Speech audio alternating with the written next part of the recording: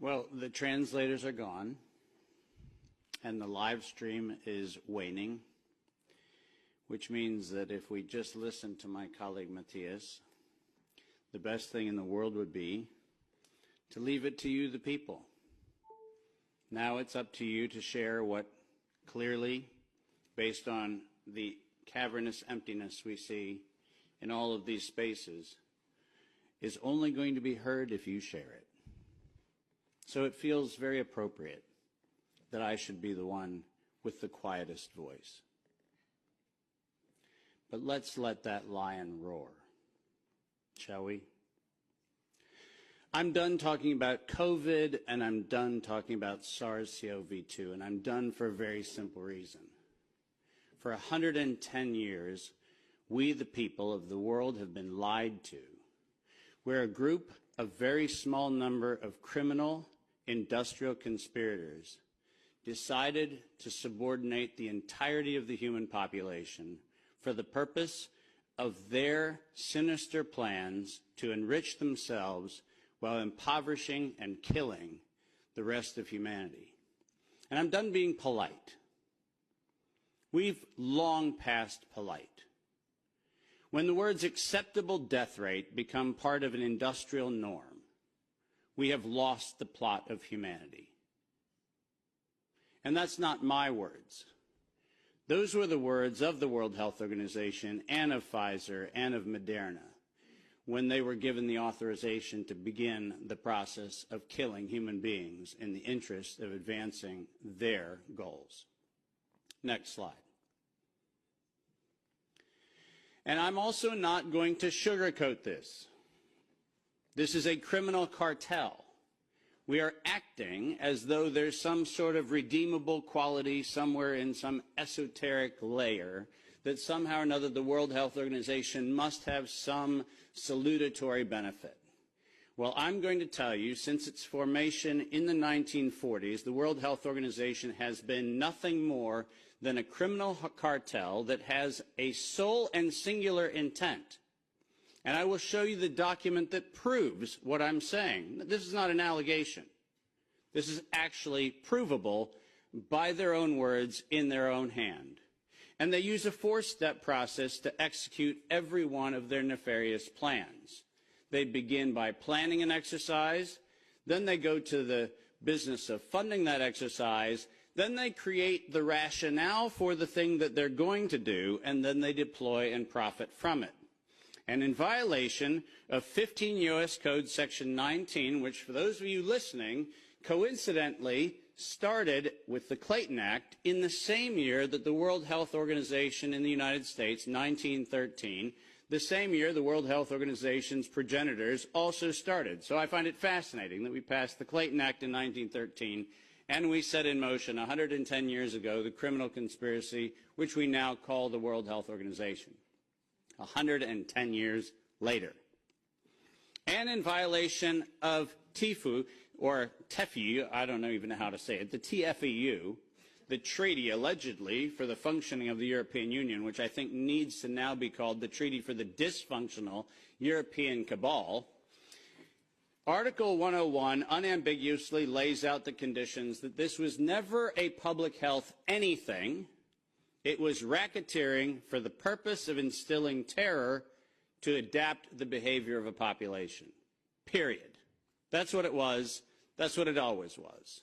And we can come up with every theoretical argument we want to make about things, but the problem, even with the theory that we had an outbreak of something, is falsifiable for the data from Zurich that shows us that in the year of the death pandemic of the globe, life insurance companies paid $30 billion less in claims. Now, if there's a medical professional or a social professional or anybody else who wants to debate that we could develop a virus cunningly that could find out your bank account, your insurance policy statements, and whether you're paid up on your premiums, that's a big ask. It turns out that the data is unambiguous. We did not have a pandemic. We had genocide. And we need to call it what it is. Next slide. When I say we planned it, let's make sure we understand exactly the not-so-fine print of the fine print. And I want to call your attention first to the right-hand column of this slide. This is the 2011 data that the World Health Organization, the Wellcome Trust, PATH, and the Gates Foundation did on their wonderful worldwide program for a malaria vaccine for children under the age of 6 months of age. And in their clinical trial, it's helpful to point out that they murdered 66 children in the vaccine group and then cunningly used the term control for a control group in which they murdered 28 children. Now, the reason I said murdered and the reason why I use that term is because it's exactly what it was. Because it turns out that this control group was not a saline injection. It was not some sort of innocuous, innocent thing. It was actually a cocktail of other known pathogenic disease-carrying injections. The control group was known to kill people, and the experimental control group was actually theoretically maybe going to kill people. And what we did was we actually went ahead and murdered them all. And cunningly, under Article 5, Section 13, which I've put on this slide, I want you to understand why I said, at its formation in 1947, when the WHO was funded and founded, it was funded and founded by people intent to commit a crime because of their own language. Section 13 of Article 5 ends with the following statement: immunity from personal arrest or detention, blah, blah, blah, immunity from legal process of every kind. Now, if you didn't intend to commit a crime, why would you need to give yourself permanent and absolute immunity from every form of prosecution, and its worse, even investigation for prosecution of every kind? People sit there and pretend, well, that's like diplomatic immunity. Do you realize this isn't even meeting the standard of diplomatic immunity? This is a criminal organization who set in motion their own law to protect themselves against crimes they knew they were going to commit. And when I say they knew they were going to commit, I mean they knew it. Because their first Director General, none other than Dr. René Sand, who happened to be in the hospitality of the Germans in Dachau in 1940 earlier, in 1947, mysteriously, with the largesse of the Rockefeller Foundation, was nominated to become the first Director General of the WHO. And within 5 short years, René Sand decided to authorize the real purpose of the WHO in writing by then Director General Dr. Brock Chisholm, who advocated for population control as its primary objective. Does that sound like public health to anyone in this room? This is not public health. This is the advancement of the same genocidal program that began with the Carnegie Foundation's funding of the eugenics office at Cold Spring Labs in the United States in 1913 under the philanthropy of Andrew Carnegie. People, stop fooling yourself. We debate the leaves on the tree of what we call this pandemic thing, but we're not going to the root. This was an organized crime, racketeering entity set up to give itself first absolute immunity and then execute its plans to make sure it controls who lives, who dies, and who gets any chance at life. And if you think that I am somehow inflating numbers, let me be unambiguous. Under every treatment of tax provision, if I were to tell you that there is an 88% controlling interest of any organization, you might conclude that that actually aggregates into a controlling interest. And it turns out that if we look at the foundation donations to the World Health Organization, 88% of those come from a single organization, the Gates Foundation. That constitutes a violation of every competitiveness law in Europe and every competitiveness law in the United States. This is absolutely not only not an independent, charitably funded donation, but more importantly, under the tax laws on both sides of the Atlantic, this constitutes directed donations which specifically are forbidden and do not have any place anywhere in the Charter of the World Health Organization or any of the UN-affiliated organizations. When I say this is a crime, I mean it's a tax crime, a racketeering crime, a money laundering crime, and now the crime of racketeering leading to murder and global terrorism. Next slide.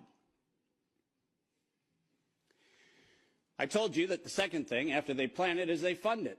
And why don't we use the criminals' language in their own words, because it's the best way to say it.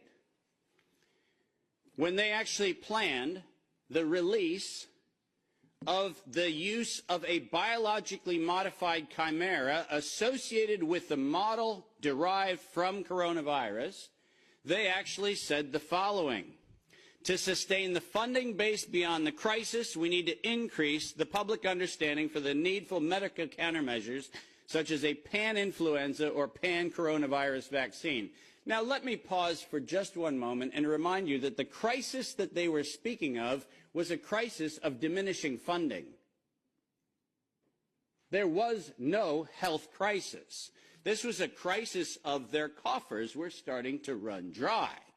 That's the crisis. And let's read on. A key driver is the media, and the economics will follow the hype. We need to use that hype to our advantage to get to the real issues. Investors will respond if they see profit at the end of the process.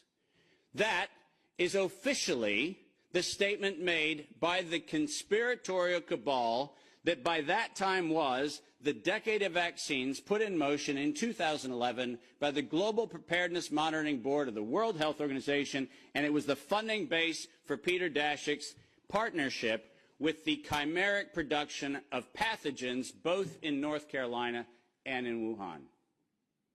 So don't tell me that we have to do an investigation into where this came from. The criminals have admitted to it in their own words. Next slide. And now we get the fun one that no one in Congress is willing to address, which is the elephant in the room.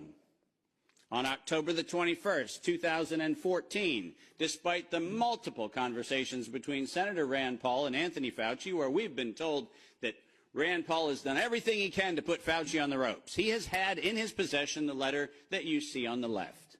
And it is the letter conveniently on NIAID letterhead sent to the University of North Carolina, Chapel Hill, which unambiguously states that during the gain-of-function moratorium, which, by the way, if we use the word moratorium, feels like that means you're supposed to stop. Why don't we go ahead and look at two pieces of this letter. First, the second bullet under Project 1, which, by the way, was not part of the original grant. This was to look at the novel functions of the virus pathogenesis in vivo. You know what that means? In living systems.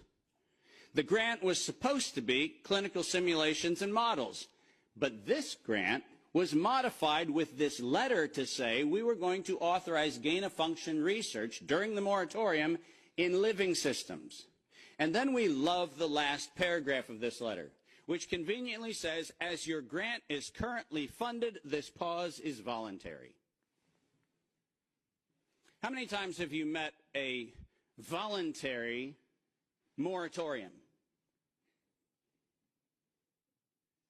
And the best part about it is that if we look at the very last line, or continue to conduct the applicable gain-of-function research until the end of the currently active budget period. But here comes the problem. You know who is supplying the budget? An indefinite term, unlimited amount contract from DARPA and from NIH.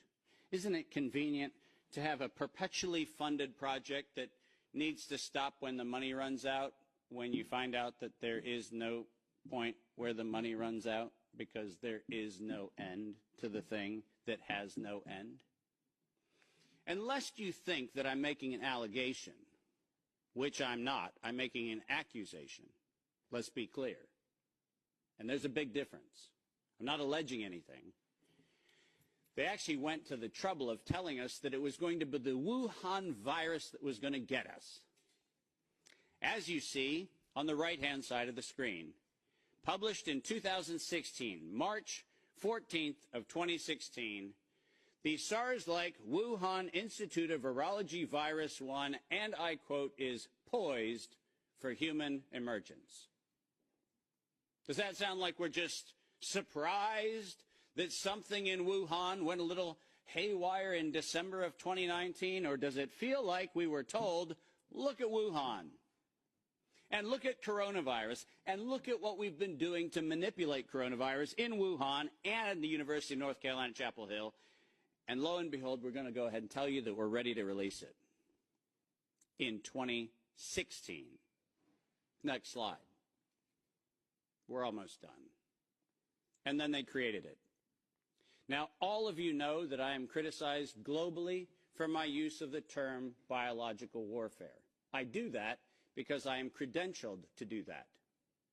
I happen to be, for the United States government, in the early part of the 2000s and the latter part of the 90s, a person who was sent around the world to look at the proliferation of biological and chemical weapons. I'm acutely familiar with the definition of what a biological warfare agent is in the 18 U.S. Code, the criminal code of violations of biological and chemical weapons.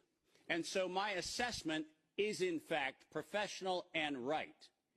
And the reason for that is I'm the one credentialed to make that determination for the United States government for many years. That's why I say it. But let's pretend for the moment that I'm just a nut job. Maybe I don't know what I'm talking about. So why don't we look at what the criminals said themselves, shall we? In 2005, at a conference sponsored by DARPA and the MITRE Corporation, Ralph Barrick, the architect of the lethal strand that has been injected into millions and billions of people's arms, that Ralph Barrick was sponsored to present the following, and let's go ahead and use his words, presentation: synthetic coronaviruses, biohacking, bio-warfare enabling technologies. Does that sound like a public health distribution program? Does that sound like something that is accidentally misinterpreted to mean something else? Or does biological warfare enabling technologies sound like not countermeasures or pandemic preparedness? It sounds to me like biological warfare enabling technologies. And the reason why I have that hunch is what followed was he received, next to his NIAID grants, non-competitive DARPA grants in matching funds for over $140 million of aggregate funding going into his and his related programs on synthetic biological warfare enabling technologies. So do I have a problem calling the injection a biological warfare enabling technology? Absolutely not, because that's what they called it. And we know that they knew they called it that on September 18th, 2019. Because on September 18th, 2019, the racketeering, co-conspiring cabal of interlocking directorates, also known as the World Health Organization, said that they were going to conduct an experience for the world that was going to be a rapidly spreading pandemic due to a lethal respiratory pathogen. The lethality in that statement is the problem. They didn't say we're going to maybe get a little bit of sniffles going around. They said we were going to actually have the promulgation of a deadly agent. And the stated reason, in September 2020, the progress indicator is that the world would accept a universal vaccine. Not, we'll look at other options of treatment. Not, we'll have a look at what might be early intervention, as Dr. McCullough has so clearly advocated for in many, many, many instances. Not that. We stated on September 18th, 2019, we were intending to kill. And we were intending to kill to create the fear that would drive people to accept something that without coercion, no one would have accepted. And that's published by the criminal racketeers. Next slide, and there's only 2 to go if you're following. Deploy and profit from it. We were told investors will respond if they see profit at the end of the process, and lo and behold, guess what they saw? Profit at the end of the process. 2022, $100 billion for Pfizer of public funds. Moderna, after lying to the Congress in October of 2020 when they were asked to actually verify whether NIAID was promoting an injection that would enrich NIAID, where Anthony Fauci and the entire team at NIH said that they had no financial interest in their recommendation, they receive a back payment royalty of $400 million for the first payment of the royalty. $400 million. More than any Institute of Health has ever received in a single payment for a single invention in the history of American medical research. And lo and behold, what do we receive after that? A request from the World Health Organization to expand its budget by 11% to make sure that the people who profited from it donate to it. And guess what they just did? They laundered the money right back. That's what they did. Next, and now you get the final slide. This is not a public health crime. This is actually not a constitutional crime. This is a criminal act done by a criminal institution established to enable criminal behavior since its foundation in 1947. That is what this is. And we should not be debating the merits of democracy or liberty or anything else, as irrational as that would be if we stood at a bank robbery and debated the merits of printing dollar bills. The problem is not the dollar bills. It's the bank robber. And the problem here is not health, and it's not public health, and it's not the suppression of information and the suppression of dissident views and the absolute unconscionable treatment of physicians around the world and academicians around the world who spoke out against this. That's not the crime. The crime is that we had criminal racketeers who conspired and developed a, quote, emergency. The same criminal racketeers planned, manufactured, and did all agency capture to make sure that you were told that you would use terms that they tell you to use. Vaccine, face mask, health, social distancing, none of which had ordinary use definition. So we just used them. Criminal racketeers price fixed with interlocking directorates where known competitors came together and fixed prices in direct collusion in violation of both European Union standards and in violation of both the Sherman and the Clayton Act in the United States. These were crimes. It was organized crime, and we should treat it as such. Criminal racketeers publicly lied under oath, and this resulted in the death and destruction of liberty, and most importantly, the death and destruction of the integrity of well-meaning people who sit here today doing everything they can within their power to try to treat the calamities created by this catastrophe. I will not for a moment denigrate the multiple contributions of amazing academic and medical professionals who've tried desperately to step into the gap and stop the corrupt outcomes of these crimes. But I will, without doubt, say the following.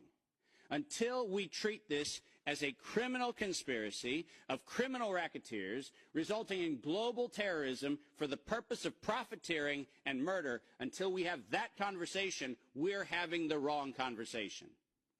Because we are not here to debate the merits of a modified agreement for a criminal racketeering organization. We are here to end the criminal organization itself. This is my call to every single person on this planet. Don't just limit the power of the WHO. Destroy the WHO. Thank you very much.